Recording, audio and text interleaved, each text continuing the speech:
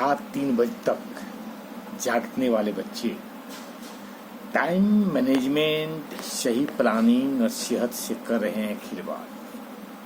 कहते हैं कि जिंदगी में भाग दौड़ उतनी ही करो कि सेहत से समझौता न करना पड़े, लेकिन इन दिनों डेडलाइन पर काम पूरा करने की जिद में या आधी रात तक पढ़ाई करने की वजह से बच्चे और बड़े नींद की कुर्बानी देने लगे। देर रात तक जागकर काम करने की हमारी इस आदत के लिए बॉडी क्लॉक की अलग सेटिंग जिम्मेदार है, या टाइम मैनेजमेंट से जुड़ा मामला है या फिर कुछ और, बता रहे हैं डॉक्टर DH। एक पेरेंट्स की चिंता। 9वीं में पढ़ने वाला मेरा बेटा रोजाना देर रात तक जगता है। कई बार 3 बजे या सुबह के 6 बजे सोने जाता है।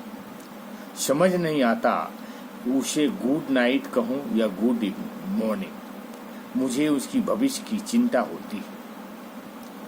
एक टीचर की चिंता। मेरे बहुत से स्टूडेंट रात को कुछ घंटे ही सोते हैं। सुबह वे बिना नींद पूरी किए स्कूल आते हैं। अक्सर वे नींद पूरी करने के लिए छुट्टी करते हैं। वे पढ़ाई में पिछड़ रहे हैं। उन्हें एग्जाम के लिए कैसे तैयार करें। एक प्रोफेसर की चिंता। असाइनमेंट पूरा करने के लिए स्टूडेंट नींद छोड़ रहे हैं, लेकिन टाइम मैनेजमेंट और सही प्लानिंग नहीं सीख रहे। यह सेहत के लिए ठीक नहीं। इस आदत को कैसे बदले। बचपन से हम यही सुनते आए हैं कि रात सोने के लिए बनी और दिन जागने के लिए। हमें ब्रह्म मुहूर्त में जाग कर जाना चाहिए, यानी सुबह 4 के आसपास। उस अमृत बेला में दिमाग नई चीजें सीखने के लिए तैयार रहता है, लेकिन इन दिनों आमतौर पर सभी देर रात तक जागने लगे हैं। हाल में दिल्ली यूनिवर्सिटी के प्रोफेसर को उनके स्टूडेंट ने तड़के यानी सुबह 3:49 पर असाइनमेंट भेजा तो उन्होंने तारीफ के साथ एक अनूठी गुजारिश भी कर दी। उन्होंने स्टूडेंट की मेहनत और समर्पण पर खुशी जाहिर करते हुए कहा कि पढ़ाई के लिए नींद छोड़ना सही नहीं है। उन्होंने सभी स्टूडेंट को एक सीख दी कि दिन की प्लानिंग अच्छी करे, भरपूर नींद ले, अपना काम तब करे जब दिमाग स्पष्ट हो और शरीर में एनर्जी भरपूर हो।